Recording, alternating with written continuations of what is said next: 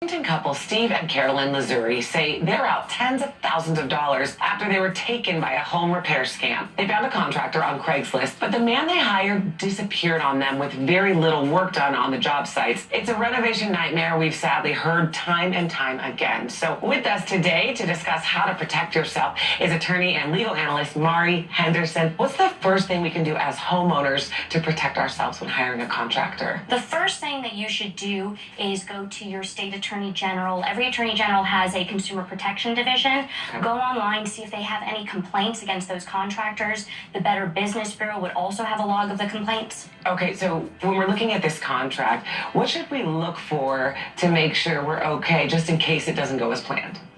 So contracts need to be very specific. Okay. So how much money you're going to pay, at which point, more importantly, when that work is due. Okay, and let's just say worst case scenario, things don't go as planned. What's the first thing we can do legally to get our money back? You want to file a breach of contract lawsuit. Okay. You basically have to prove that you both entered into a contract and that they didn't hold up their end of the bargain. What are our rights in layman's terms that we should all know before we enter into something like this?